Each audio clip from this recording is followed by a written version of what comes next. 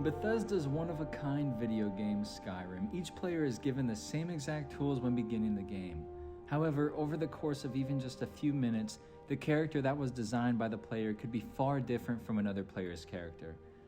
When it comes to character creation, you are given many options to become something unique, but it doesn't stop there. The game is full of decisions to make, weapons to wield, and skills to increase, thus adding even more individuality to the game. This key aspect adopted by Bethesda is one reason why they tower over other gaming companies. It is one of the reasons why gamers keep coming back to Bethesda games, and it is one of the reasons why many of their games are hugely successful. Join me in this discussion as I talk about individuality in Skyrim and why it is a crucial aspect to the game's success.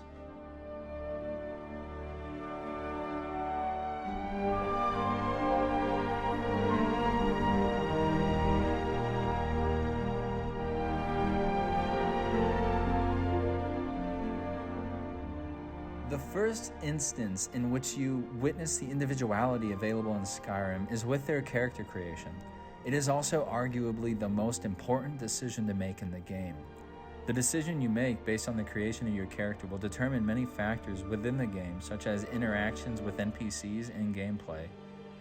The amount of options that Skyrim gives you when creating a character can certainly be overwhelming, but it's also extremely exciting because it gives you many options in which you can make your character as unique as possible.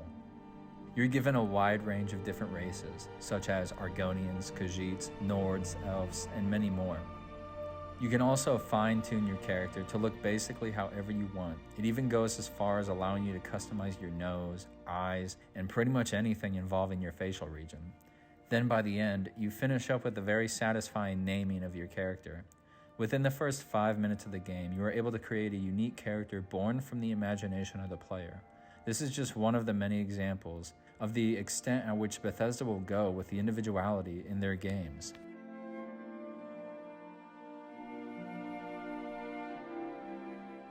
The ability to travel anywhere your heart desires is another level of individuality within Skyrim. You can literally go anywhere within Skyrim, and there's nothing anyone can do about it. If you don't want to go to Riverwood right after escaping Helgen, guess what? You don't have to. That's the level of choice that Skyrim gives their players. You can meander all the way to Riften if you'd like, and start completing side quests before making your way to Riverwood. Now granted, you won't be able to begin the storyline without doing so, but the fact that you have the option is truly amazing. It puts the players in 100% control of what happens for the most part.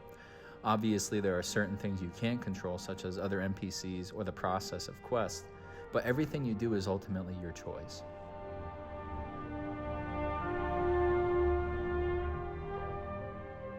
Another amazing choice the game allows players to make is their method of combat. Whether it be a type of weapon or magic, that's for you to decide. The options for weaponry almost seem endless, and the same goes for the different magic attacks that are available.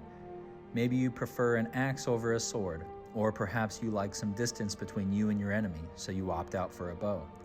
This is one decision that you must make for yourself, and the decisions don't simply stop there. There are hundreds of different variations of weapons and many different enchantments you can add as well. You can certainly use the generic forms of weapons if you'd like to, but having the options for utilizing more powerful variations of those weapons is a preferred decision among players. It is, however, nice having that choice. Choosing a method of combat is another massive decision the game has you make, and it's to no surprise that this aspect is as extensive as it is. If there weren't as many options available as there are, there's a solid chance this game wouldn't have been as successful.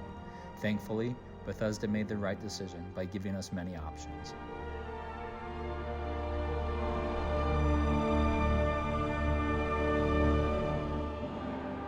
Your choice of attire in Skyrim comes down to many different factors, but once again, the decision is yours, and there are no rules regarding what you can and can't wear. If you feel like parading around town in heavy armor, then you may do just that. If you wish to embark on a dangerous quest wearing nothing but your undies, then have at it. The rules are, there are no rules. When I play Skyrim, I usually find myself combining different components of separate armor sets. As long as it looks cool, of course.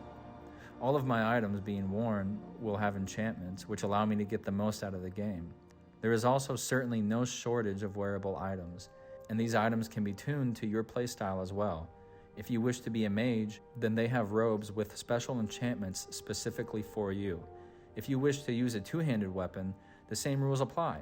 Some players aim for the most effective attire when making the decision of what to wear, and other players strictly want to look as cool as possible. The great thing about this is, it is your choice.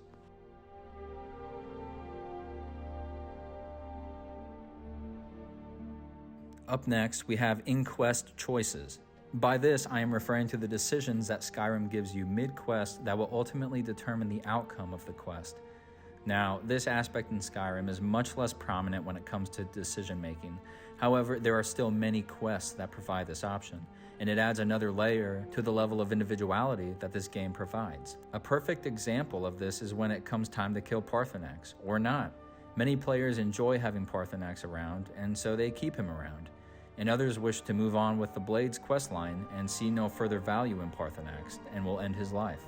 Another example, and probably one of the first choices within a quest that you will make, is deciding to side with either the Stormcloaks or the Imperials. Some players enjoy siding with the racist Stormcloaks, and others prefer aiding the tyrannical Imperials. It's a pick your poison sort of choice, and is quite an enjoyable questline. There are many more examples of this, but I've made my point that Skyrim gives many options when it comes to the fate of a quest. The next thing on my list, and possibly the most intriguing, is the amount of guilds or factions that you can join.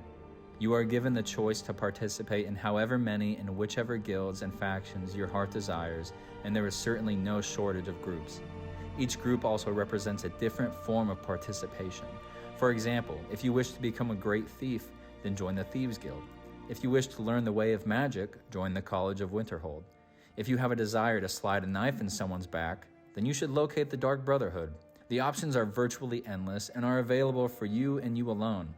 If you wish to remain loyal to a specific group, then so be it. However, if you wish to branch off and give every group a try, then go for it. There is no limit to who you can join other than the Stormcloaks and Imperials, and the Dawnguard and Vampires. But other than that, it is your adventure to make and yours alone. Aside from all the various levels of individuality that Skyrim gives its players, there are also the options for you to pick a playstyle. By this, I simply mean deciding how you wish to play and what the story for your character will be, regardless of quests and skills and all of those other things previously mentioned. Some could round this up as either being good or being bad in Skyrim, but it goes way deeper than that. You could have the desire to pickpocket every individual in Skyrim, or go on a murderous rampage. You could also have the desire to treat everyone in the game with respect and be a hero so they will write songs about you. But where's the fun in that? When I played Skyrim for the first time, I made it a goal for me to collect as many keys as I possibly could. This meant locating keys on desks, drawers, and 99% of the time, pickpocketing the key. By the end of the game, I had a massive collection of random keys, and I had no idea what they opened. All I know is that if I wanted in someone's house, 9 times out of 10, I would be able to get in, simply because I had the key already. This obviously isn't a task that Skyrim gives you, but instead a unique path created by the player. Making your own unique decisions in Skyrim is what the game is ultimately about. It's about creating your own journey and developing your own story. It's about having fun and enjoying the experience of an extremely detailed and thorough game. And that is exactly what Bethesda had delivered to us on a golden platter.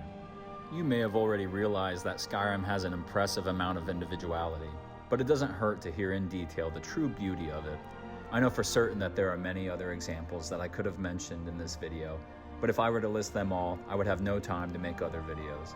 If you feel like sharing your thoughts on the individuality in Skyrim, or just anything really, feel free to leave a comment. If you haven't already, please hit that like and subscribe button. It's a great way to help me and this channel out, and I greatly appreciate it. Thanks again for watching this video, and have a great gaming experience.